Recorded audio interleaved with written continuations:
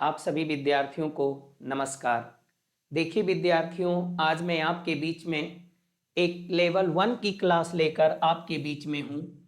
देखिए विद्यार्थियों, जैसा कि मैंने अपनी पिछली क्लास में बताया है कि लेवल 1, लेवल 2 और लेवल 3 ये हम लोगों की स्ट्रेटजी है। लेवल 1 से हमारा वास्ता बेसिक क्लास से है, ठीक है ना।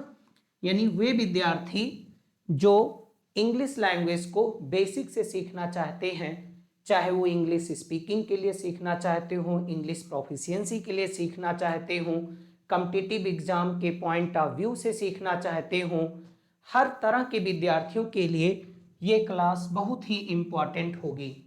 देखिए विद्यार्थियों, मैं आप लोगों को एक बात बताना चाहता हूँ। अगर कोई भी व्यक्ति कोई भी बात बता रहा है तो उसकी बात को मानना या उसकी बात को ना मानना ये आप पर निर्भर करता है। लेकिन कुछ ऐसी भी बातें होती हैं जिन्हें हमें मान लेना चाहिए और कुछ ऐसी भी बातें होती हैं जिन्हें हमें नहीं मानना चाहिए, उन्हें हमें अपने स्तर से उन्हें परखना चाहिए। जैसे कोई व्यक्ति ये बता रहा हो कि एक बार बाढ़ आई थी और हाथी और सारी भैंसें सारी चीजें बह गई थी, सबकी कारें बह गई थी, बहुत भयंकर बाढ़ आई थी। अब उस बात को अगर आपको उससे कोई नफा या नुकसान है या नहीं है, आप उसे माने या ना माने आप स्वतंत्र हैं। मान भी लेंगे तो आपका कोई नुकसान नहीं है। अगर आप बहस करते हैं, नहीं मानते हैं, तो आपको उसको कंट्राडिक्ट करके, उसको रिफ्यूट करके, उसका खंडन करके भी आपको कुछ हासिल नहीं होगा। दूसरी बातें, अगर कोई व्यक्ति आपको ये बता रहा है कि मेरी मिठाई खरीद लो, बहुत अच्छी है, मेरी बाइक खरीद लो, मेरी कार खरीद लो, बड़े अच्छे कंडीशन में है, बहुत अच्छी चलती है, तो आप क्यों मानेंगे? आप उसे चला के देख लेंगे बाइक को, मिठाई है तो पहले आप चख कर देख लेंगे। तो ठीक है ना मेरे विद्यार्थियों। तो जो बात मैं आपको बता रहा हूं कि ये क्लास आपके लिए बहुत इंपॉर्टेंट होने वाली है, चाहे वो बेसिक स्तर का विद्यार्थी हो, चाहे वो प्रतियोगी परीक्षा का विद्यार्थी हो, चाहे वो कॉम्पिटिटिव एग्जाम के पॉइंट ऑफ व्यू से ही पढ़ रहा हो, ठीक है ना। तो आप लोग आगे की बात पे हमारे ध्यान दीजिए। देखिए लेवल 1 में हम लोग शुरू करते हैं प्रेजेंट इंडेफिनिट, ठीक है ना। तो जो प्रेजेंट इंडेफिनिट है ये टेंस है। ये आप लोग पहले जानते ही होंगे कि टेंस प्रेजेंट होता है, पास्ट होता है, फ्यूचर होता है। अब मैं बहुत ज्यादा पीछे नहीं जाना चाहता, मैं यहीं से आप लोगों को पढ़ा रहा हूं। देखिए प्रेजेंट इंडेफिनिट, जैसा साथियों मैंने आप लोगों को बताया था, मेरे विद्यार्थियों, जैसा मैंने कि आप लोगों को बताया था कि मैं आपको टेंस के साथ, एक्टिव पैसिव के साथ जो भी चैप्टर में पढ़ाऊंगा, मैं सबसे ज्यादा फोकस ओकैब पे रखूंगा, क्योंकि बिना ओकैब के हमारी ग्रामर कभी भी इफेक्टिव नहीं हो सकती है। जैसे कि मैं एक बात बता देना चाहता हूं, आप हमारी हर एक बात को थोड़ा ध्यान से सुनिएगा, क्योंकि मैं जो समझाना चाहता हूं ताकि आप मेरे मोटिव को समझ जाएं। देखिए जैसे कि मैं जानता हूं कि एक होता है आपकी ये है ग्रामर और दूसरी चीज है आपका वर्ड पावर बराबर इंग्लिश प्रोफिशिएंसी। अब मेरा यहां पे ये समझाना है कि अगर आप ग्रामर को बहुत अच्छा जान जाते हैं, लेकिन अगर आप वर्ड पावर आपकी कमजोर है, तो आपकी ग्रामर की वैल्यू एकदम जीरो हो जाएगी, ठीक है ना। यानी कि इंग्लिश प्रोफिशिएंसी को गेन करने के लिए हमारे पास ग्रामर और वर्ड पावर दोनों पे कमांड होना बहुत ही जरूरी होता है। इस बात को आप एक उदाहरण से और भी समझ लो। जैसे मुझे कोई कार खरीदनी है, अब आप हमें ये बताओ कार खरीदने के लिए आपको क्या पता होना चाहिए, क्या होना चाहिए? कार खरीदने के लिए केवल आपको शोरूम पता हो तो आप कार खरीद लाओगे? हमें मान लो BMW कार खरीदना है, हमें मर्सिडीज खरीदना है, तो अगर हमें शोरूम पता होगा तो हम खरीद लाएंगे? बिल्कुल नहीं खरीद सकते। सबसे पहली बात तो आपको शोरूम का पता मालूम हो, और दूसरी चीज आपके पास क्या हो, आपके पास पैसा भी होना चाहिए, तभी आपके पास कार हो सकती है। तो उसी तरीके से जैसे हम लोगों को क्या होता है कि हम लोग ग्रामेटिकल रूल को खूब अच्छे से सीख लेते हैं, लेकिन हम लोगों के पास जो वर्ड पावर होती है वो कमजोर पड़ जाती है, और उसका नतीजा ये होता है कि हम लोगों को इंग्लिश में प्रोफिशिएंसी नहीं गेन कर पाते, हम लोग इंग्लिश पे कमांड नहीं कर पाते, हम लोग इंग्लिश में हमारी मास्टरी नहीं हो पाती है। आप हमारी बात से इत्तेफाक रखते हैं, आप हमारी बात से सहमत होते हैं या नहीं होते हैं, एक बार आप इसको सोच के देखिएगा, ठीक है ना। ज्यादातर कॉम्पिटिटिव एग्जाम की जो तैयारी कर रहे हैं विद्यार्थी या बेसिक स्तर के जो विद्यार्थी हैं, सभी बच्चों की एक ही शिकायत होती है कि सर ग्रामर मुझे पूरा क्लियर है, ग्रामेटिकल रूल में मुझे कोई दिक्कत नहीं है, फिर भी मैं इंग्लिश बोलने में, इंग्लिश लिखने में, इंग्लिश को यूज करने में मैं पारंगत नहीं हूं, मैं निपुण नहीं हूं। उसकी असल वजह यही है जो मैंने आपको बताया कि वो अपना 100% फोकस केवल ग्रामर के रूल रटने पे देते हैं, लेकिन वर्ड पावर को कभी वो इंप्रूव करना नहीं चाहते हैं। इसलिए और आप लोग एक वर्ड पावर को अलग से मैं पढ़ाऊंगा, नो डाउट वर्ड पावर को मैं अलग से पढ़ाऊंगा, लेकिन जब भी मैं कोई भी शब्द चाहे हिंदी में उसको बोलूंगा या इंग्लिश में बोलूंगा, हर एक एक शब्द की व्याख्या की जाएगी और इस टेंस को पढ़ाते हुए भी की जाएगी, और उसको लेवल 2 में अलग से मैं वोकैब का चैप्टर भी पढ़ाऊंगा। आप लोग हमारी बात को आराम से सुने, आराम से समझें और इस ऑनलाइन मोड में आप सीखें, क्योंकि देखिए ऑनलाइन मोड में कुछ ना कुछ तो हम लोगों को अलग से करना ही पड़ेगा, क्योंकि ये कोई ऑफलाइन क्लास नहीं है, यहाँ पे हम लोगों को ज्यादा ध्यान देने की जरूरत होगी, ठीक है ना। तो हम लोग आगे बढ़ते हैं, हमने अपनी बात को स्पष्ट कर दिया, एक बार आप लोग देख लीजिए। ये लेवल 1 की क्लास है जिसको हम बेसिक भी कहते हैं। हमने अपनी बात को बताया कि ग्रामर पढ़ने के साथ साथ हम लोग वर्ड पावर की चर्चा करते रहेंगे। क्यों करेंगे? क्योंकि हमें ग्रामर का भी ज्ञान होना चाहिए और हमारे पास वर्ड पावर भी का ज्ञान होना चाहिए। देखिए अब बात को हम आगे बढ़ाते हैं। अब जैसे देखिए मैं एक शब्द को पकड़ता हूं, ये है प्रेजेंट इंडेफिनिट। तो सबसे पहले हम लोगों को समझना है आखिर में इसका नाम प्रेजेंट इंडेफिनिट क्यों है। तो प्रेजेंट का क्या मतलब होता है, एक बार जरा आप लोग ध्यान दो। देखिए मैं आपको प्रेजेंट बिल्कुल क्लियर कर देता हूं। इस तरह से आप लोगों के लिए एक और भी निर्देश है कि आप सभी लोग अपनी कॉपी बुक और पेन के साथ बैठें और ये वोकैब आप लोग नोट करते चलें, क्योंकि ये चीजें आपको शायद लेवल 2 की वीडियो में नहीं मिलेगी। ये चीजें आपको ध्यान से पढ़ना है। देखिए गंभीर होके आपको थोड़ा सा पढ़ना पड़ेगा, नहीं तो समस्या आपकी यथावत बनी रहेगी। मैं पूरी कोशिश करूंगा कि मैं एक एक बात आपको समझाऊं। देखिए ये ऑफलाइन मोड है और मैं एक ऑफलाइन के लिए एक नया चेहरा हूं, थोड़ा सा हमें टेक्निकल मैं नहीं हूं, लेकिन उससे आपका हित प्रभावित नहीं होगा। इसलिए आप लोग आराम से सुनिए मेरी बात को, आराम से देखिए, आराम से समझने की कोशिश कीजिए, क्योंकि मेरे लिए एक नया अनुभव है। लेकिन अगले की वीडियोस में हम लोग एकदम से अभ्यस्त होंगे और आपको कोई दिक्कत नहीं होगी, आप समझिए। देखिए जैसे प्रेजेंट है, प्रेजेंट का क्या अर्थ होता है, इसका नाम प्रेजेंट इंडेफिनिट क्यों है। देखिए प्रेजेंट का मतलब होता है वर्तमान। अब आप मेरे से पूछेंगे कि सर ये वर्तमान क्या है, तो मैं कहूंगा वर्तमान क्या है। अभी देखिए जैसे बोलचाल की मैं आपको बाइलिंगुअल होके पढ़ा रहा हूं, लेकिन मैं लेवल 2 में पूरी तरह से इंग्लिश में आपको पढ़ाऊंगा, ठीक है ना। हिंदी को कम यूज करूंगा, शुरुआती वीडियो है, जैसे कि मैंने बताया बेसिक है, मैं यहाँ पे आपके लेवल पे आकर पढ़ाने की कोशिश कर रहा हूं, ठीक है ना। तो आप लोग इस बात को ध्यान दें। जैसे आता है वर्तमान, अब वर्तमान क्या है, तो ये वर्तमान का अर्थ होता है जी मौजूदा समय का, ठीक है ना। देखिए थोड़ा धीरे धीरे लिखते हैं, मौजूदा समय का, समझ गए ना। अब जैसे मैंने कहा वर्तमान मौजूदा समय का, जैसे मैंने कहा कि आज आपके पास पैसा नहीं है, आज आप करियर के लिए संघर्ष कर रहे हैं, ये आपकी प्रेजेंट प्रॉब्लम है। तो लेकिन ये चीज इन फ्यूचर आपके पास नहीं होगी, तो ये आपकी प्रेजेंट प्रॉब्लम है, यानी वर्तमान प्रॉब्लम है, यानी कि मौजूदा समय की प्रॉब्लम है। दूसरा चीज ये होता है, प्रेजेंट का मतलब ही होता है, अब आप इस बात को ध्यान दें जरा, बड़े माइन्यूट पॉइंट है, आप इस चीज को देखिए। आज के समय में जब हम लोग द हिंदू एडिटोरियल पेज वगैरह को पढ़ेंगे तो उसमें ऐसे ही शब्द आते हैं जो शब्द के दूसरे, तीसरे, चौथे, पांचवें अर्थ जो होते हैं वे आपको कंफ्यूज करते हैं, आप शब्दों के अर्थ से वाकिफ नहीं होते हैं और आपके कॉम्प्रिहेंशन पैसेज में आपको दिक्कत होना शुरू हो जाती है। इसीलिए मैंने आपसे कहा कि जो बेसिक स्तर के बच्चे भी सीख रहे हैं और जो बच्चे competitive exam point of view से भी सीख रहे हैं, दोनों के लिए क्लास बहुत ही इंपॉर्टेंट है। आप थोड़ा सा पेशेंस के साथ बढ़िए, मैं आपको हर एक बात धीरे धीरे समझाता रहूंगा। देखिए वर्तमान, इसका अर्थ होता है वर्तमान समय भी।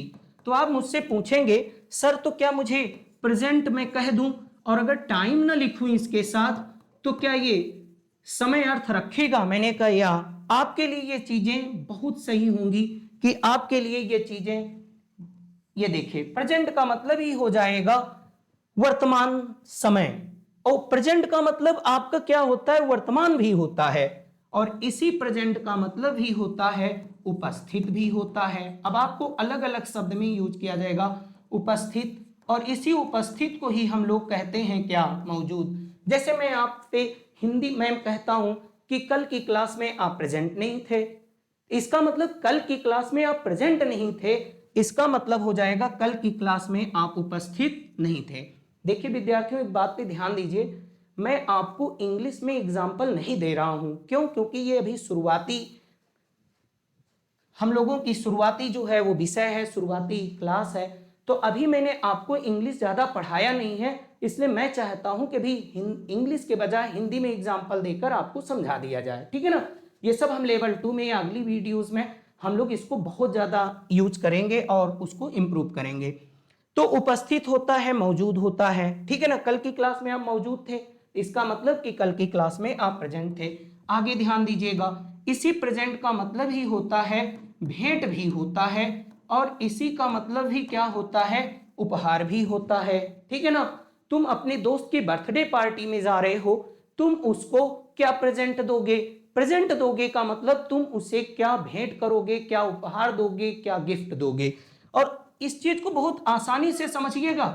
यही सारी चीजें जब नहीं आती हैं तो हम लोग बिल्कुल ही परेशान हो जाते हैं और लगता है कि हमने ग्रामर रूल सीख कर भी अंग्रेजी में हमें कोई मास्टरी नहीं है, ठीक है ना। इसी का मतलब ही होता है भेंट करना भी होता है जी, और भेंट करना भी होता है, और इसी का मतलब होता है उपहार में देना, ठीक है ना। जैसे मैं अपनी दोस्त के बर्थडे पार्टी में जा रहा हूं और मैं उसे एक पेन गिफ्ट करूंगा, यानी पेन प्रेजेंट करूंगा, भेंट करना भी होता है। और एक चीज आप यहां फिर ध्यान दीजिएगा, प्रेजेंट का मतलब ही होता है, प्रेजेंट का मतलब ही होता है प्रस्तुत करना। अब देखिए प्रस्तुत करना तो हिंदी की बड़ा फॉर्मल शब्द है। अगर कोई विद्यार्थी कॉम्पिटिटिव एग्जाम का तैयारी कर रहा प्रतियोगी, अगर वो नहीं जान पाता कि हिंदी में प्रस्तुत करना क्या है, तो प्रस्तुत करना क्या है जी? दिखाना, ठीक है ना। जैसे मान लो कोर्ट में कोई डिस्कशन हो रहा है, तो किसी वकील ने कहा कि मेरे पास उनके खिलाफ कई एविडेंस हैं, तो जज कहता है कि अगर आपके पास कोई एविडेंस हो तो आप लाओ कोर्ट के सामने उसे प्रेजेंट करो, यानी कोर्ट के सामने उसे प्रेजेंट करो या मेरे सामने उसे प्रेजेंट करो। प्रेजेंट करो का मतलब प्रस्तुत करो और उसे दिखाओ, ठीक है ना। समझ में आया कि नहीं आया? इसी शब्द से प्रेजेंटेशन भी बना हुआ है, प्रस्तुति। आप देखे होंगे, सुने होंगे। फिलहाल आप लोग इसको समझ लें, इसको नोट करते चलें, और इन सारी चीजों को बहुत अच्छे से मैं समझाऊंगा, ठीक है ना। तो आप लोग इसको थोड़ा सा नोट कर लें और आगे मैं आपको बताऊंगा। ऐसे हर एक शब्द को हम लोग समझेंगे, ठीक है ना। अब जैसे कि होता है इनडेफिनिट, आप समझते होंगे। डेफिनिट का मतलब होता है निश्चित, और इनडेफिनिट का मतलब होता है अनिश्चित। यानी कि अब बात क्लियर हो गई कि टेंस का नाम है क्या? Present indefinite. तो देखिए प्रेजेंट इंडेफिनिट होता क्या है।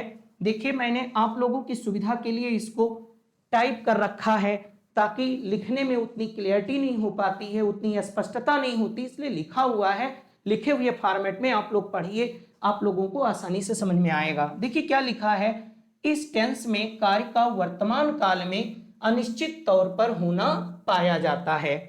ऐसे वाक्यों की पहचान ता है, ती है, ते हैं। देखिए मेरे विद्यार्थियों, मैं हर एक शब्द को आपको समझाना चाहता हूं, आप उबिएगा नहीं बिल्कुल, क्योंकि टेंस के साथ साथ हमें ओकैब पे भी पकड़ चाहिए।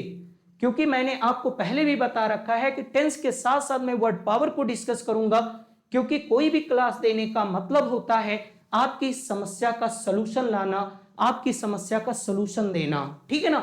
देखिए क्या कह रहे हैं, किसी भी वाक्य को मैं बताना चाहता हूं क्योंकि शुरुआती दौर है, कोई दिक्कत नहीं, आप जरा समझिए। क्या होता है सेंटेंस? अब सेंटेंस माने क्या होता है जी? सेंटेंस माने तुमने कहा वाक्य। अब आप 10 साल पढ़ लो, केवल सेंटेंस माने आप वाक्य ही समझे बैठे रहो, तो आपको इंग्लिश कैसे आएगी? तभी तो बच्चे शिकायत करते हैं sir, in spite of knowing grammar so well but I am not so well versed in the English, I can not speak in English, I can not know English, okay, I can not write anything in English, English is very complicated to me. Why do they complain against all these things? Okay, समझने की कोशिश करो। तो अब sentence होता है, वाक्य भी होता है, और इसी सेंटेंस का मतलब भी क्या होता है? सजा भी होता है, ठीक है ना। अब देखिए, मैं सजा को भी कम से कम आपको 10 से 15 मीनिंग में आपको बताऊंगा, आप लोग पेशेंस रखिएगा। जब टेंस खत्म होगा उस समय तक आपके पास 2-4 हजार वर्ड पावर एकदम क्लियर होंगे, ये मैं आपसे कमिटमेंट करता हूं, ठीक है ना। केवल आप पेशेंस से पढ़ लीजिएगा बस। देखिए, सजा भी होती है, इसी से एक शब्द आपने सुना होगा, नहीं सुने हो तो जान ही लो। ये देखो जी, क्या कहा जाता है? Death sentence. इसी चीज को हम लोग कहते हैं, आप कह सकते हो कैपिटल पनिशमेंट। अब आप लोग देख रहे होंगे कि मैंने क्यों कहा था कि ये क्लास जो है वो बेसिक वालों के लिए प्लस जो कॉम्पिटिटिव एग्जाम के लिए पढ़ रहे हैं सबके लिए क्लास बहुत ही महत्वपूर्ण होने वाली है। आपने पढ़ लिया डेथ सेंटेंस, कैपिटल पनिशमेंट, लगे हाथ में ये भी बता दूं, इसका मतलब मौत की सजा, मृत्युदंड, ये भी होता है कैपिटल पनिशमेंट। और किसी भी कैपिटल पनिशमेंट को माफ करना क्या होता है? REPRIE, रिप्रीव, ठीक है ना। क्लियरिटी नहीं होगी, आप चिंता मत करिए, मैं लेवल 2 में एक एक चीज को पढ़ा दूंगा, आपकी हर एक समस्या का सलूशन दूंगा। इसी उद्देश्य से मैंने ऑनलाइन क्लास को आपके बीच में आया हुआ हूं, ठीक है ना। देखिए, रिप्रीव हो गया, डेथ सेंटेंस, कैपिटल पनिशमेंट हो गया, ठीक है ना। अब देखो, मैंने बता दिया कि सेंटेंस का मतलब वाक्य भी होता है, सेंटेंस का मतलब सजा, ठीक है ना। जैसे डेथ सेंटेंस, कैपिटल पनिशमेंट, इस चीज को आपको बहुत अच्छे से जानना है।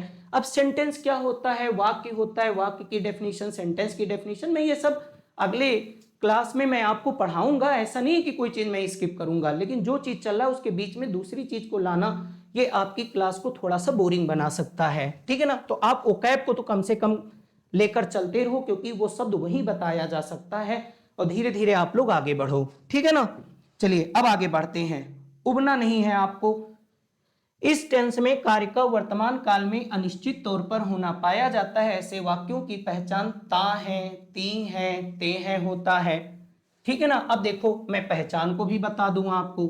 देखिए, पहचान क्या होता है, देखिए मैं अपने अनुभव को बताता हूं कि मैं एक ऑफलाइन में पढ़ाने वाला टीचर हूं, और मेरे यहाँ से CGL में, मेरे यहाँ से एयरफोर्स में, नेवी में, TGT, PTT, बहुत से कॉम्पिटिटिव एग्जाम में विद्यार्थी कामयाब हुए हैं। फिर मैं अपनी बात को दोहरा रहा हूँ, आप सभी लोगों के बीच में उन्हें लाया जाएगा, आपसे उनको इंट्रोड्यूस कराया जाएगा, ठीक है ना। तो आप थोड़ी सी स्ट्रेटजी को लेके घबराइए नहीं कि नहीं सर ये तो उबाऊ है, बार बार आपके विषय में डाइग्रेशन हो जाता है। डाइग्रेशन समझ रहे होंगे ना, विषयांतर। मैं सब कुछ बताऊंगा, आप थोड़ा सा धैर्य रखिएगा, बस उबिएगा नहीं, क्योंकि ऑनलाइन मोड में बच्चे उब बहुत जल्दी जाते हैं, ठीक है ना, उबना नहीं चाहिए। ओके, डाइग्रेस हो जाता है, डाइग्रेस माने क्या होता है? विषयांतर, ठीक है ना। चलिए आगे हम लोग बात करते हैं पहचान। पहचान भी हो गया, पहचान को हम लोग क्या कहते हैं जी? साइन। जानते ही होगे ना, साइन भी होता है पहचान को, एक आप टोकन भी कहते हो, टोकन ऑफ लव, ठीक है ना। हम लोग इसी चीज को लोगो भी कह सकते हैं, इसी चीज को हम लोग मार्क भी कहते हैं, ठीक है ना। ये सब सारी चीजें होती हैं, लेकिन अब ज्यादा हम लोग इस पर बात नहीं करेंगे, ठीक। ओके, आप लोग देखते जाइए। तो इस टेंस में कार्य का वर्तमान काल में अनिश्चित तौर पर होना पाया जाता है। इस टेंस की पहचान ता है, ती है, ते है होता है। ऐसे वाक्यों के अनुवाद के लिए यदि कर्ता ही, सी, इट अथवा एक वचन हो, एक वचन आप समझ रहे होंगे ना, सिंगुलर नंबर, एक वचन हो तो सिंगुलर नंबर होता है, ठीक। यदि एक वचन हो तो वर्ब की फर्स्ट फॉर्म में एस या ईएस जोड़ देते हैं। यदि कर्ता आई, वी, दे, यू या बहुवचन हो तो वर्ब की फर्स्ट फॉर्म में यस या ईएस नहीं लगाते हैं। देखिए अब ये कर्ता लिखा हुआ है, आप लोग उबिएगा नहीं, बड़े काम की चीज आपको मैं पढ़ा रहा हूं, ठीक है ना, चाहे वो आप बेसिक के हो चाहे कॉम्पिटिटिव के हो, बार बार मैं इस बात को इसीलिए दोहरा रहा हूं। अभी सब्जेक्ट हो गया, देखिए सब्जेक्ट का मतलब तो कर्ता होता है, अभी आगे मैं आप लोगों को दिखाऊंगा, ठीक है ना, कर्ता भी होता है। और इसी सब्जेक्ट का मतलब जो होता है अध्ययन का विषय भी होता है, किसी विश्वविद्यालय का, किसी विद्यालय का जो आपका अध्ययन का विषय होता है वो भी होता है सब्जेक्ट। जैसे इंग्लिश आपकी सब्जेक्ट हुई, कंप्यूटर आपका सब्जेक्ट, हिंदी आपका सब्जेक्ट हुआ, ठीक है ना। और इसी को कहते हैं चर्चा या विचार का विषय। नोट कर लेना विद्यार्थियों, ठीक है ना। आपको मैं बार बार बता रहा हूं, टेंस खत्म होने तक आप 2-4 हजार वर्ड पावर आपको रट जाएंगे। अगर आज मैं ये सब्जेक्ट को बता रहा हूं, कभी फिर आएगा अगर दूसरे तीसरे क्लास में पढ़ाते समय तो मैं वहां भी इस बात को डिस्कस करूंगा, ठीक है ना। आप लोग को बिल्कुल नहीं परेशान होना है। चर्चा या विचार का विषय अभी मैं आपको बता रहा हूं, और इसी का मतलब आप जानते होंगे प्रजा भी होता है, जिसको पीपल भी कहा जाता है, ठीक है ना, आप समझिए। लेकिन ये प्रजा तब होती है जब राजा होते थे, यानी कि राजतंत्र में, ठीक है ना। जैसे कि अभी मैं आपको बोल दूं, अब मैं इंग्लिश में ज्यादा बताना नहीं चाहता क्योंकि मुझे अभी अधिकार नहीं है, मैंने अभी आपको पढ़ाया नहीं है कि किंग लव्ड हिज सब्जेक्ट। तो इसका क्या मतलब हुआ जी, किंग लव्ड हिज सब्जेक्ट, इसका मतलब हुआ राजा अपनी प्रजा को प्रेम करता था। वैसे नहीं होगा राजा अपनी कर्ता को प्रेम करता था, ठीक है ना, आपको इसका जानकारी होना चाहिए। और दूसरी चीज है, जैसे हम लोग जब अपनी क्लास को पढ़ाते हैं तो क्या कहते हैं, आज का हमारा सब्जेक्ट ये है, आज का हमारा सब्जेक्ट ये है, अर्थात आज के अध्ययन का विषय हमारा ये है। और चर्चा का विषय भी यही होता है, अध्ययन का विषय इंग्लिश हमारी सब्जेक्ट है, ठीक है ना, पीपल भी होता है। अब एक चीज मैं और बताता हूं, और गहराई में आपको लेकर चलता हूं, गहराई में आप लोगों को चलना ही चलना पड़ेगा, चाहे आप 9th के विद्यार्थी पढ़ रहे हैं, चाहे 10th के, चाहे 11th के, चाहे आप 12th के हैं, आप लोगों को इस विषय, आप इसको इग्नोर नहीं कर सकते हैं। अब सब्जेक्ट 2 होता है, ध्यान देना, समझ में आया कि नहीं आया, और एक होता है सब्जेक्ट ऑफ। अब आप लोग इसको जानिएगा, मैं इसे लेवल 2 में आपके साथ डिस्कस करूंगा, ये सब बहुत जरूरी है, ये सब कॉम्पिटिटिव एग्जाम में फ्रीक्वेंट पूछे जाते हैं, ठीक। आप लोग एक बार इसे आसानी से नोट कर लें, फिर मैं अपनी बात को आगे बढ़ाऊं।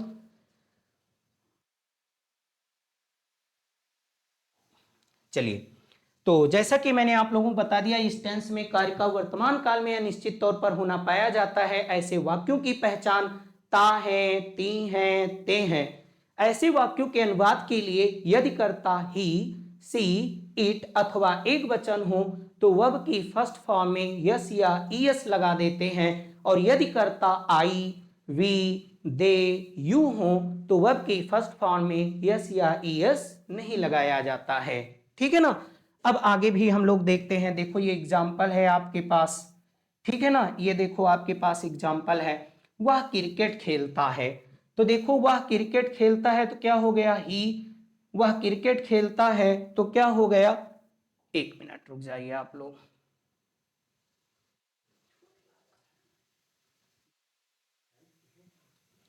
वह क्रिकेट खेलता है तो क्या हो जाएगा, ही प्लेज क्रिकेट, ठीक है ना। अब ध्यान दो, तुम क्रिकेट खेलते हो तो यू प्ले जब लिखा हुआ ये देखो जी, तो इसको गलत दिखाया गया है, क्योंकि देखो जैसे, फिर आप पॉइंट पे थोड़ा ध्यान दो, आराम से समझो, ही, सी, इट अथवा एक वचन हो तो वर्ब की फर्स्ट फॉर्म में यस या यस जोड़ा जाता है।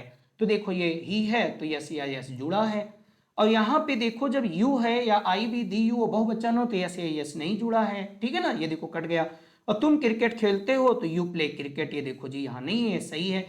अर्थात वही बात ये हुई कि ही, सी, इट और एक वचन कर्ता के साथ एस या ईएस जोड़ा जाता है, परंतु आई, वी, दे, यू और बहुवचन हो तो उनके साथ यस या ईएस नहीं जोड़ा जाता है। इस तरह के सवाल आपको कॉम्पिटिटिव एग्जाम में भी देखने को मिल सकते हैं और मिलते भी हैं, ठीक है ना, ध्यान दीजिएगा। आगे भी हम लोग बढ़ाते हैं, देखिए आगे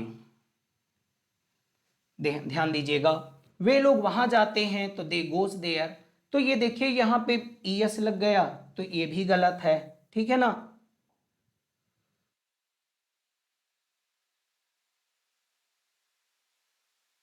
तो अब ये देखिए ये चीज यहाँ पे गलत है, ये दे गोज नहीं होना चाहिए, दे गो होना चाहिए, क्योंकि वही बात बताई गई ना, आई वी दे यू बहुवचन के साथ यस या यस नहीं लगते। ये देखो यस लगा है तो गलत है, नहीं लगा तो सही हो गया।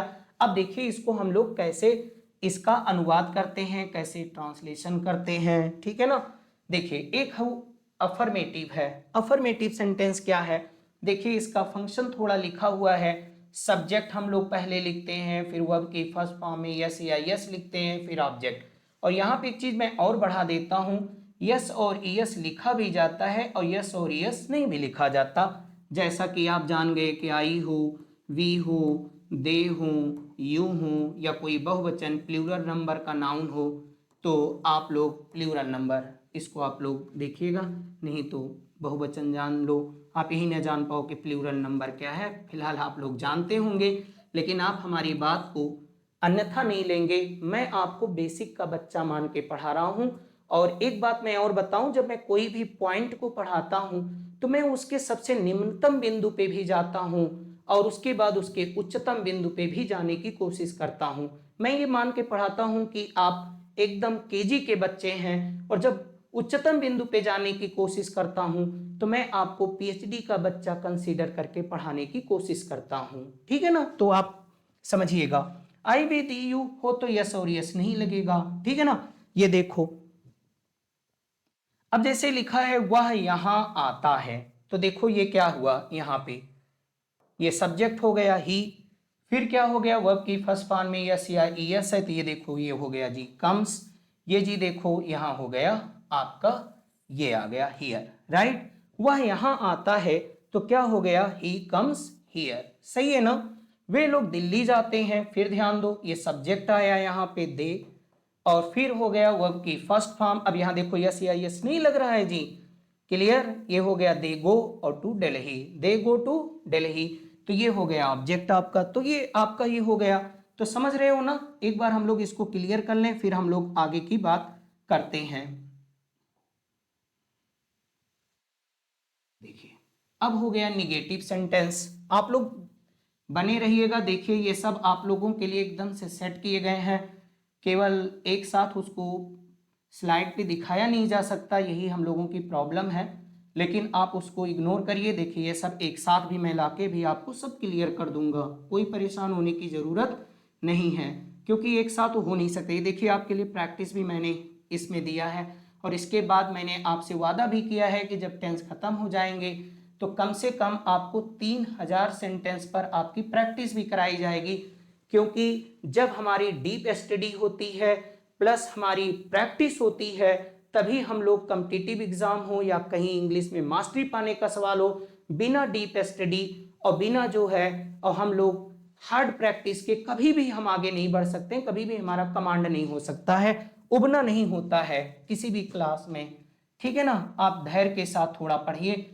आपकी सारी समस्या का सलूशन दिया जाएगा। देखिए कोई ऑफलाइन तो क्लास है नहीं कि मैंने आज इतना विषय लिखाया, कल की क्लास में मैंने दूसरा लिखा दिया, 3 दिन की क्लास में धीरे धीरे जोड़ दिया और आपका विषय पूरा हो गया। यहाँ पे हम लोगों को पेशेंस रखना पड़ेगा, मुझे भी और आप लोगों को भी, ठीक है ना, क्योंकि ये टेक्निकल चीज है, ये कोई ऑफलाइन क्लास नहीं है कि मैं आपको पढ़ा दूं, कल मैं पूछ लूंगा हाँ बच्चों कल क्या पढ़ा रहे थे उसी का आगे जोड़ दिया गया, ठीक है ना। यहाँ पे थोड़ा पेशेंस की जरूरत होगी, आप लोग पेशेंस दिखाइए, अपनी समस्या का सलूशन लीजिए, ठीक है ना। आगे भी ध्यान देते हैं हम लोग। ये देखो निगेटिव आ गया, फिर कह क्या रहे हैं, ऐसे वाक्यों में अफर्मेटिव आपने पढ़ लिया। देखिए थोड़ा सा आप लोग इन सारी चीज को इग्नोर करिए, मैं भी आदी हो जाऊंगा, ठीक है ना। आप लोग ध्यान दो, निगेटिव सेंटेंस ऐसे वाक्यों में नहीं आता है, ध्यान दो, इसे नहीं आता है तो उनके अनुवाद के लिए डू डज के साथ नॉट लगा देते हैं। अब आप हमसे पूछोगे कि सर किसके साथ डू लगा दें, किसके साथ डज लगा दें, तो मैंने कहा ही के साथ, सी के साथ। अब सारी बात को मैंने यहाँ पे टाइप नहीं किया है, इसलिए टाइप नहीं किया है कि फिर बड़ा बोरिंग लग सकता था आपको। ये समझ लो ऐसे ही, सी इट हो गया। और एक वचन, एक वचन आप समझते हो। अब मैं इसको हिंदी में इसलिए लिख रहा हूं ताकि आप हर लेवल के विद्यार्थी इसको समझ लें, किसी भी बात को अन्यथा नहीं लिया जाता, ठीक है ना। सिंगुलर नंबर यही हो गया, ठीक है ना, चाहे तुम इसे सिंगुलर नंबर बोलो या एक वचन बोलो, राइट। तो ही सी और ही सी इट और एक वचन होगा तो उसके साथ डज, और आई हो, और अगर वी हो, और अगर ये दे हो, और आपके साथ यू हो, या कोई प्लूरल हो। प्लूरल समझते हैं ना, प्लूरल नंबर, बहुवचन जिससे कई के होने का बोध हो। समझ लो थोड़ा, जैसे लड़का, लड़का कहें तो इसका मतलब एक लड़का, और लड़के कहें तो इसका मतलब हो गया कई लड़के। तो यही है प्लूरल नंबर। आगे सब हम लोग बहुत अच्छे से डिस्कस करेंगे, बहुत अच्छी हम लोगों के पास प्लानिंग है। आप लोग बने रहिएगा, आप लोग अपना प्यार देते रहिएगा। चलिए आगे।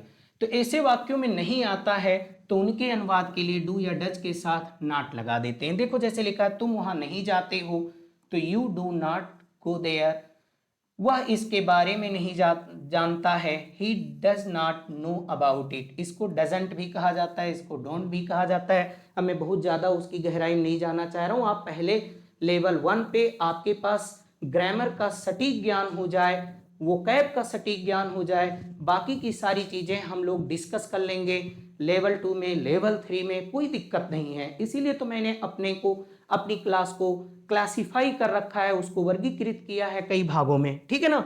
तो ये देखिए, ही does not know about it, he doesn't know about it. ये देखो, एक मिनट देखिए, ये आप यहाँ देखिए, सब्जेक्ट है, डू डज है, नॉट है, वर्ब की फर्स्ट फॉर्म है, और ऑब्जेक्ट भी है, ठीक है ना। ये चीज अब आप लोग यहाँ पे ध्यान दीजिएगा। जैसे कि ये देखो, निगेटिव था, एक मिनट, इधर भाग गया, चलिए।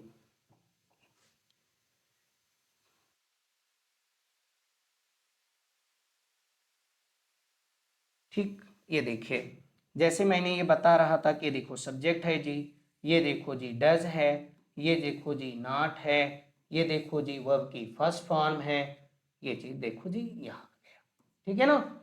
तो वह इसके बारे में नहीं जानता है, he does not know about it, ठीक है ना। ओके, अब यहाँ पे देखो, इंटरोगेटिव क्या है, सेंटेंस। तो जो इंटरोगेटिव सेंटेंस होते हैं वो दो प्रकार के होते हैं।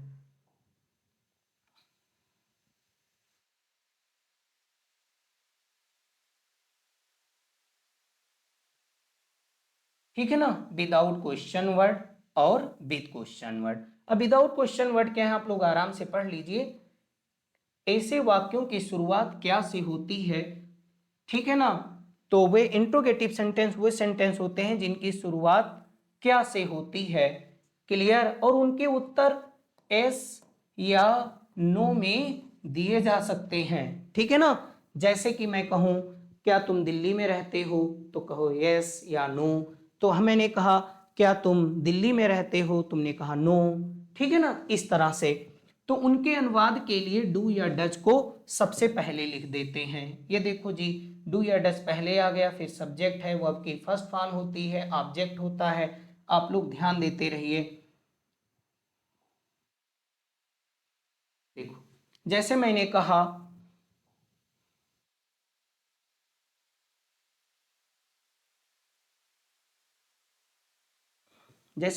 क्या तुम अंग्रेजी पढ़ाते हो, तो डू यू टीच इंग्लिश। ये देखो जी, आपको बताया ही गया है डू किसके साथ लगता है, डच किसके साथ लगता है। आप ध्यान दीजिएगा, आई वी दे यू के साथ हम लोग डू लगाते हैं। यहाँ पे ये देखिए जी, ये हो गया, ये देखिए जी वर्ब की फर्स्ट फॉर्म हो गया, और ये देखो जी ऑब्जेक्ट हो गया, ठीक है ना। आ रही बात समझ में आपको, क्या तुम अंग्रेजी पढ़ाते हो, डू यू टीच इंग्लिश। क्या हुआ है यहाँ, आता है, तो क्या लिखा है, डज ही कम हियर। आ गया समझ में, ठीक है ना। ये सारी चीजें आपको समझ में आ रही हैं। चलिए आगे बढ़ते हैं। अब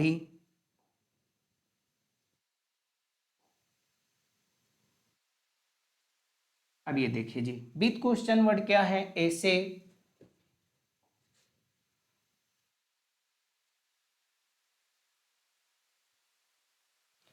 देखिए जी, विदाउट क्वेश्चन वर्ड क्या है?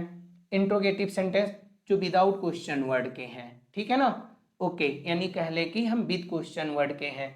ऐसे वाक्यों में प्रश्नवाचक शब्द कब, कहाँ, कैसे, क्यों आदि आते हैं तो उनकी अंग्रेजी सबसे पहले लिखते हैं, ठीक है ना। देखिए यहाँ पे प्रश्नवाचक शब्द की अंग्रेजी है, डू डज है, प्लस सब्जेक्ट है, इसको आप लोग देख लीजिएगा। वर्ब की फर्स्ट फॉर्म है और प्लस ऑब्जेक्ट है, ध्यान दीजिएगा। जैसे तुम वहां कैसे जाते हो, देखो पहली बात तो ये ते हूं आ गया, ते प्रेजेंट इंडेफिनिट हो गया। ये कैसे आ गया, तो पहले हम कैसे की अंग्रेजी लिख रहे हैं ना, प्रश्नवाचक शब्द की अंग्रेजी, ये देखो कैसे की अंग्रेजी हाउ हो गई। फिर यहाँ पे देखो इसके बाद डू आता है, इस क्रम को आप देखते रहिएगा। यहाँ पे आप देखिए ये जी सब्जेक्ट हो गया यू, और फिर ये हो गया वर्ब, क्लियर। और फिर यहाँ पे आप देख रहे हैं ना, समझ में आ गई मेरी बात कि नहीं आया? तो जैसे मैंने कहा तुम वहां कैसे जाते हो, तो how do you go there. Raj कहाँ रहता है, तो पहले क्या हो गया, प्रश्नवाचक शब्द की अंग्रेजी हो गई वेयर, और फिर हो गया डज, और फिर क्या हो गया सब्जेक्ट, ये देख रहे हो ना जी राज, और फिर हो गया वो लिव, कि राज कहाँ रहता है। समझ रहे हो ना आप लोग? चलिए एक देखिए, एक साथ इसको फिर लाया गया ताकि आप लोग अपने आप को हर चीज को अच्छे समझ सको। ये अफर्मेटिव है आपका, और ये अफर्मेटिव है आपका, ये देखो जी सब्जेक्ट है वर्ब की, ये देखिए ये निगेटिव है, और ये आपका विदाउट क्वेश्चन वर्ड है। जब वाक्य की शुरुआत क्या से होगी तो इस तरह से हम लोग उसको ट्रांसलेट करेंगे, और जो विद क्वेश्चन वर्ड होगा तो हम लोग इस तरह से करेंगे, ठीक है ना। आप सभी प्रश्नों को हल कर सकते हैं, आप सभी प्रश्नों को हल कर सकते हैं। देखो ये अफर्मेटिव का वाक्य है, तो हमने क्या किया, यू, क्लियर कर सकते हैं, नहीं सॉरी, आप सभी प्रश्नों को हल करते हैं तो यू सॉल्व और ऑल द क्वेश्चन, ठीक है जी। देख रहे हो यहाँ पे यू है तो हमने यस या यस नहीं लगाया है, ठीक है ना। अगर ही सी इट दे और ही सी इट और एक वचन होता तो यस या यस लगा दिया जाता। अब निगेटिव देखो जी, इसको इसीलिए इसी क्रम में लिखा है कि आप समझ लें अच्छे से। आप सभी प्रश्नों को हल नहीं करते हैं तो देखो ये क्या हो गया, यू हो गया, इसमें हम लोग चलने लगे। डू हो गया, you do not solve all the question, इसमें हो गया। और फिर कह रहे हैं क्या आप सभी प्रश्नों को हल करते हैं, तो ते हैं आ गया, ये प्रेजेंट इंडेफिनिट का पहचान हो गया। और वाक्य की शुरुआत क्या से, तो इसमें चलो आप देखो क्या लिखा है, डू, और फिर क्या लिखा है, यू, डू यू, और फिर वर्ब की फर्स्ट फॉर्म हो गया सॉल्व ऑल द क्वेश्चन, यानी तुम सभी प्रश्नों को हल करते हो, you solve all the question. तुम सभी प्रश्नों को नहीं हल, देखो यहाँ पे आप लोग देख लो, तुम सभी प्रश्नों को हल करते हो तो you solve all the question. तुम सभी प्रश्नों को नहीं हल करते हो, you do not solve all the question. क्या तुम सभी प्रश्नों को हल करते हो, do you solve all the question. फिर आ रहा है तुम सभी प्रश्नों को कैसे हल करते हो, ते हो आ गया तो प्रेजेंट इंडेफिनिट हो गया, जैसा कि आपको पहले भी बताया गया है कि ता है, ती है, ते है, प्रेजेंट इंडेफिनिट के पहचान होते हैं, ठीक है ना। तो क्या हो जाएगा, how do you solve all the question, ठीक है ना। तो ये चीज आप लोग समझ गए। अब आगे हम लोग इसको बढ़ाते हैं।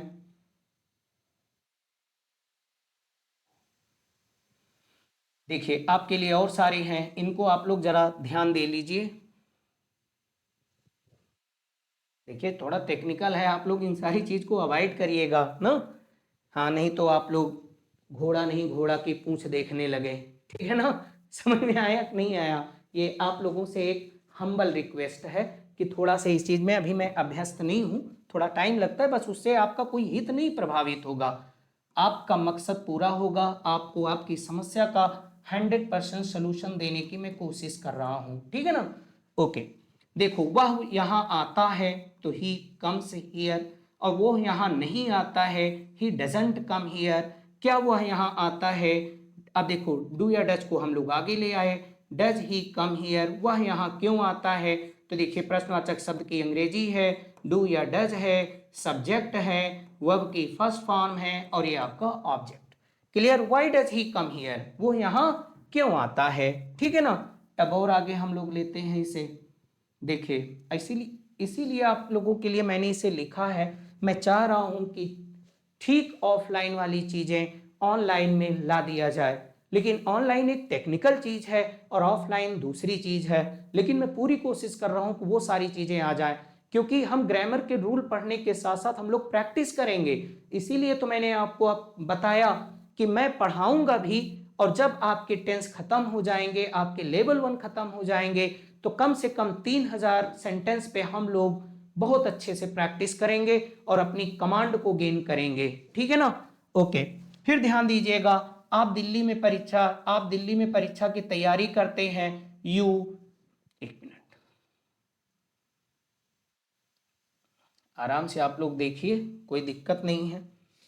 आप दिल्ली में परीक्षा की तैयारी करते हैं, you prepare for exam in Delhi. आप दिल्ली में परीक्षा की तैयारी नहीं करते हैं, तो देखिए निगेटिव है तो डू नॉट आ गया। You do not prepare for exam in Delhi. क्या आप दिल्ली में परीक्षा की तैयारी करते हैं, तो डू आगे आ गया। Do you prepare for exam in Delhi. आप दिल्ली में परीक्षा की तैयारी क्यों करते हैं, Y do you prepare for exam in Delhi. आप इस चीज को ध्यान दीजिएगा, जो भी, चाहे वो 9th का विद्यार्थी होगा, चाहे वो 10th का हो, चाहे वो बेसिक लेवल का सीखने वाला हो, हर एक छोटी छोटी बात पर बिना ध्यान दिए हुए हमें किसी भी विषय में मास्टरी नहीं आ सकती है। इस बात को मैं बार बार कह रहा हूं और आप इस बात को बिलीव करिए। ठीक है ना? ओके, ध्यान दीजिएगा। देखिए, वह इसमें योगदान करता है, तो क्या हो गया, करता है। देखो बताते हैं, वह इसमें योगदान करता है ही। अब करता है ऐसे समझो आराम से, ता है आ गया तो प्रेजेंट इंडेफिनिट हो गया, भाई है तो प्रेजेंट है ही है ये, और ता आ गया तो इंडेफिनिट हो गया। आप पहचान गए कि ता है, प्रेजेंट इंडेफिनिट हो गया।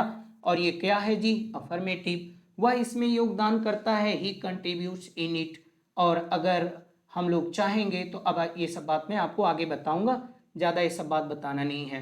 वह इसमें योगदान नहीं करता है, तो क्या हो जाएगा, निगेटिव है, he does not contribute in it. और फिर मैंने कहा क्या वह इसमें योगदान करता है, तो इंट्रोगेटिव है। ये देखो क्या से शुरुआत हुई, तो इसकी डज से शुरुआत हुई, आप उस फंक्शन को लिख लीजिएगा। ठीक है ना?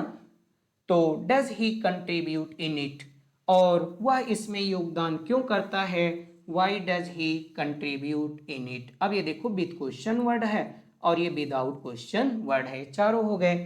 अब आगे मैं आपको, ये देखो और भी है हम लोगों के पास एग्जाम्पल। ठीक है ना? ओके, वे लोग इसके बारे में जानते हैं, दे नो।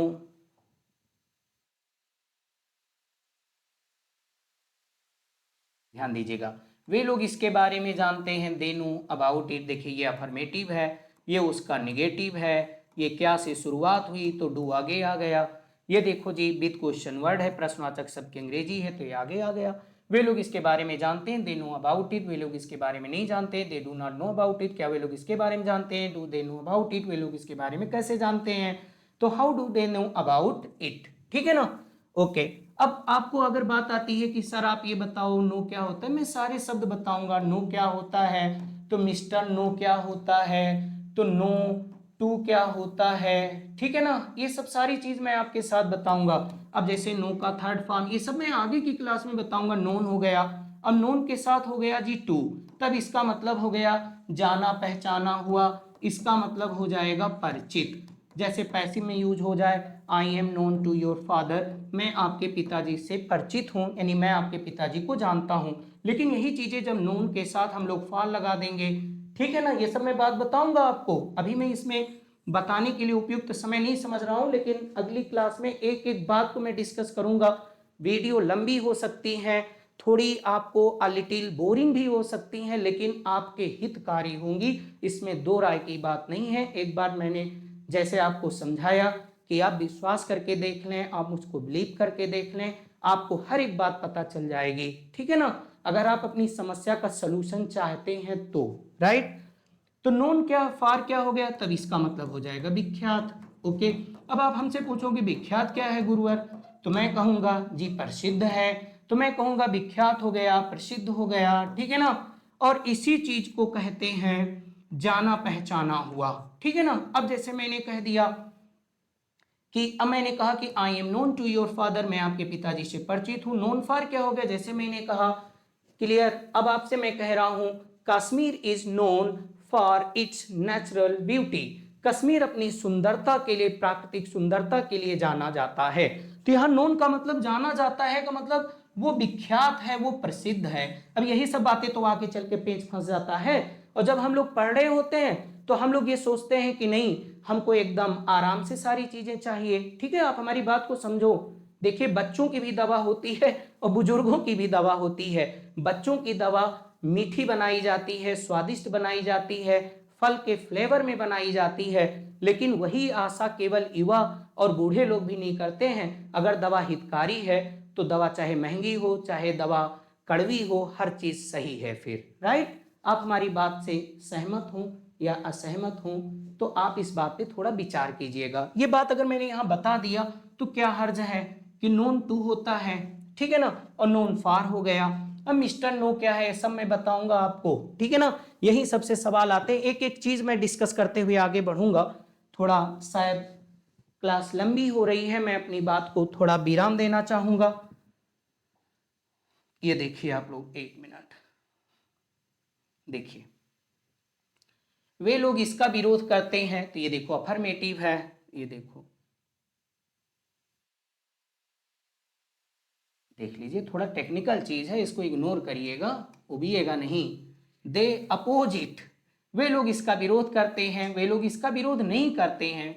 इस चीज का तो यही सोल्यूशन है। नहीं, मैं ये चीज आपको कैसे दूंगा, क्या वे लोग इसका विरोध करते हैं? ये देखो जी, क्या से शुरू हुआ तो डू डज पहले आ गया, आप उस फंक्शन को चेक कर लो कैसे मैंने उसको लिखा है।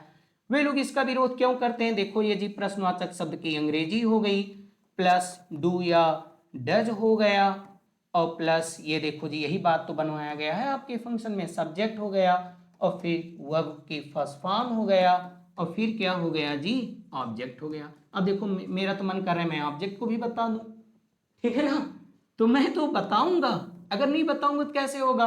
देखिए जी, ऑब्जेक्ट का मतलब तो वस्तु, उतनी तो आप जान ही लोगे तो क्या करोगे। वही बातें तो मैंने आपको समझाया कि आपको कार का शोरूम पता हो कि मर्सिडीज का शोरूम यहाँ है, बीएमडब्ल्यू का शोरूम यहाँ है, तो आप क्या करोगे जब आपके पास पैसा नहीं होगा। तो अगर आप ग्रामर के साथ साथ वो कैब नहीं जानते, तो आप वर्ड पावर में अच्छे नहीं हो, तो in spite of knowing grammar so well you can do nothing in English.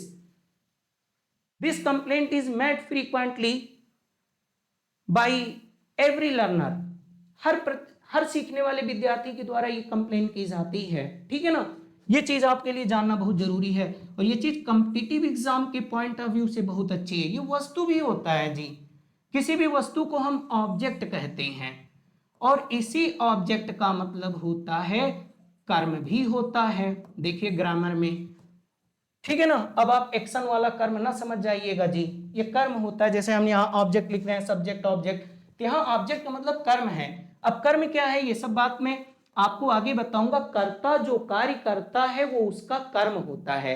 जैसे राज इंग्लिश पढ़ाता है, तो राज सब्जेक्ट हो गया, पढ़ाना वर्ब हो गया, और क्या पढ़ाता है जी, इंग्लिश, तो इंग्लिश क्या हो गया, ऑब्जेक्ट हो गया, ठीक है ना। ये सब बात मैं बताऊंगा, लेकिन आप पहले इसको समझ लें। कर्म भी हो गया, और इसी का मतलब भी हो गया जी, किसी चीज का विरोध करना भी होता है, किसी चीज का विरोध करना भी होता है। आप एक बार कोई भी डिक्शनरी उठा के अच्छे से, चाहे कॉलिंस को, कैम्ब्रिज को, ऑक्सफोर्ड को, पहले आप पढ़िए, तब आप हमारी बात से सहमत हो या असहमत हो, बाद में ये सब बातें हम लोग समझेंगे, ठीक है ना। विरोध करना, जैसे मैंने कहा कि people will object to this policy, ठीक है ना। पढ़िएगा, आराम से समझ में आएगा सब बात में। लेवल 2 लेवल 3 में खूब अच्छे से डिस्कस करूंगा, और ये बताऊंगा कि लेवल 1 में मैंने आपको ये बात बता रखी थी। विरोध करना भी होता है, और इसी चीज को आपत्ति करना भी होता है। अब देखिए, मैं ये वीडियो या ये क्लास जब 9th को भी पढ़ाता हूँ, तो इसी पॉइंट ऑफ व्यू से पढ़ाता हूँ कि मेरा विद्यार्थी 4 साल बाद, 2 साल बाद एनडीए में अपीयर होगा, हमारा विद्यार्थी कभी ना कभी वो सीजीएल भी देगा, एमबीए में भी की परीक्षा में भी अपीयर होगा, कैट में भी अपीयर होगा, तो उसको बुनियादी चीजें बहुत अच्छे से पता होनी चाहिए। और इसका नाम भी मैंने लेवल 1 रखा है, ठीक है ना। लेवल 1 का मतलब बुनियादी, ठीक है ना, कि एकदम बुनियादी, एकदम बेसिक से हम चल रहे हैं। आपको मैं केजी का बच्चा कंसीडर करके पढ़ाने की कोशिश कर रहा हूं।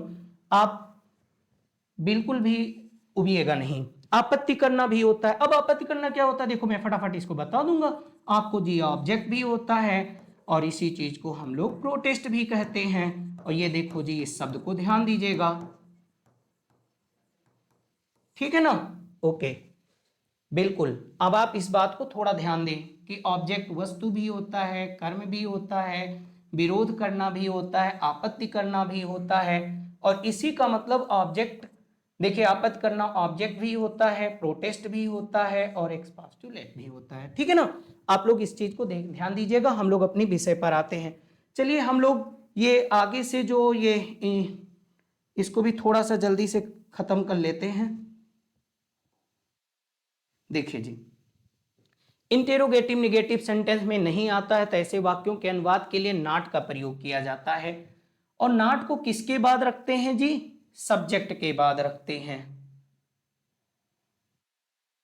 देखो सब्जेक्ट के बाद रखते हैं, जैसे तुम वहां क्यों नहीं जाते हो, तो why do you not go there. अगर यही चीज मैं इसको ऐसे लिख दूंगा ना, वाई डू नॉट यू और गो देयर, अगर मैं इसको ऐसे लिख दूंगा, मेरी बात पे ध्यान देना, तो ये गलत हो जाएगा जी। तुमको अब आप कहोगे सर आप तो डू नॉट बताए हो। अरे भाई, डू नॉट बताया गया है वो अफर्मेटिव में बताया गया है ना। यहां पे ध्यान दो, ये पॉइंट ध्यान देने वाली बात है कि जब इंटेरोगेटिव निगेटिव होता है तो उसमें जो नॉट लाया जाता है उसको स्थान कहां मिलता है, सब्जेक्ट के बाद। देख रहे हो ये चीज, यही सब सारी चीजें सेंटेंस लिखे जाते हैं कहीं कहीं, चाहे वो एरर डिटेक्शन में हो, चाहे वो किसी भी चीज में हो, तो ये आपके सामने ये सब बातें आती हैं, ठीक है ना। आगे ध्यान दो, वह इसके बारे में क्यों नहीं जानता है, why does he not know about it. तुम अपना प्रयास जारी क्यों नहीं रखते हो। देखो प्रश्नवाचक शब्द की अंग्रेजी डू हो गया, यू हो गया, यू की बात तो नॉट को मिला स्थान, Y do you not continue your effort. Effort माने क्या हो गया जी, प्रयास। नहीं आता तो हम आपको सारी बात बताएंगे कि एफर्ट क्या होता है जी। तो एफर्ट करना क्या होता है, डू एफर्ट नहीं होता जी, मेक एफर्ट होता है, ठीक है ना। और एक चीज EXERTION एक्सर्शन क्या होता है जी, ये सब मैं आपको बताऊंगा। अथक प्रयास होता है, बड़ा प्रयास होता है, क्लियर। सारी बात मैं आपको धीरे धीरे बताता रहूंगा, ठीक है ना। ओके, कंटिन्यू क्या होता है जी, जारी रखना होता है। जारी रखना क्या होता है जी, देखे जाओ साथ साथ। कीप ऑन होता है, इसी चीज को हम लोग गो ऑन कहते हैं, इसी चीज को हम लोग कैरी ऑन कहते हैं, इसी चीज को हम लोग कंटिन्यू कहते हैं। अब इसको ध्यान देने में क्या हर्ज है जी, कि नहीं हम ध्यान नहीं देंगे, हम इसको बाद में पढ़ लेंगे। बाद में क्यों पढ़ लोगे, जब मैं आ रहा है मैं बता रहा हूं तो नोट करते चलो। अब जारी रखना क्या होता है, continue, keep on, go on, carry on, continue, ठीक है ना। ऐसे लिखेंगे हम लोग। और जब जब आती रहेगी ऑनलाइन क्लास को भी मैं ऑफलाइन की क्लास के ही तर्ज पे पढ़ाना चाहूंगा, ताकि आपका हित 100% सुनिश्चित हो सके, ठीक है ना। चलिए ध्यान देना, तुम मुझसे बात क्यों नहीं करते हो, अब नहीं भी आ गया, why do you not talk to him, ठीक है ना। आगे ध्यान दीजिएगा आप लोग,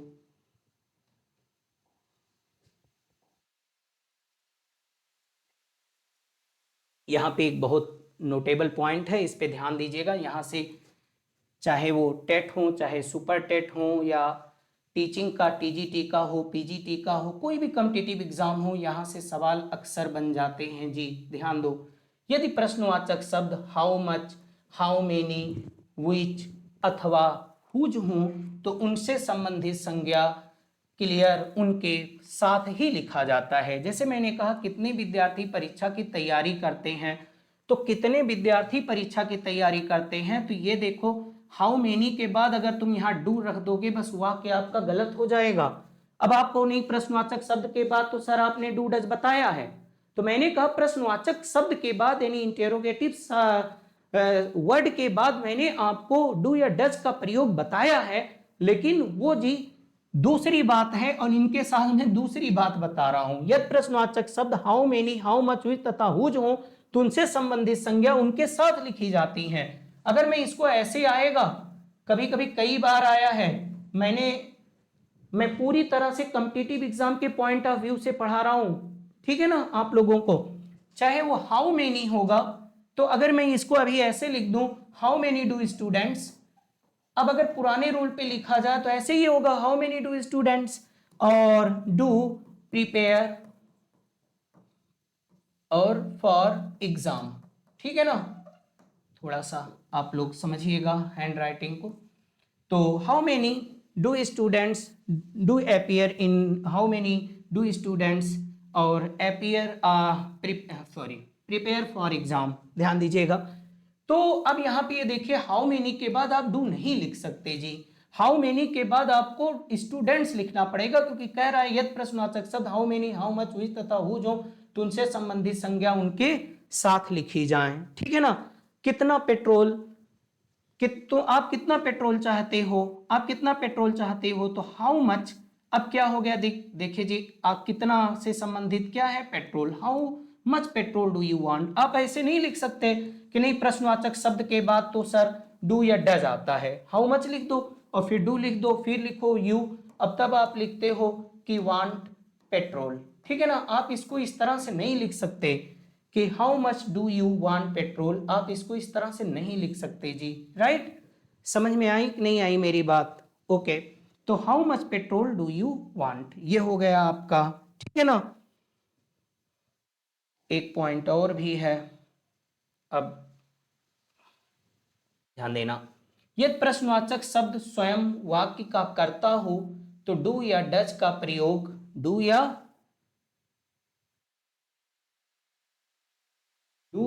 डज का प्रयोग नहीं किया जाता। जैसे लिख दिया जाए कौन आता है, अब आप ये देखिएगा कौन आ गया, ये भी तो एक प्रश्नवाचक शब्द है, कौन आता है, तो आपने कहा जी ये तो देखिए जीता है आया, कौन आता है, तो मैं पहले प्रश्नवाचक शब्द की अंग्रेजी लिखूंगा, तब मैं यहाँ डू या डज लगा दूंगा, हु डज कम, तो ये नहीं लिखा जाएगा ऐसे।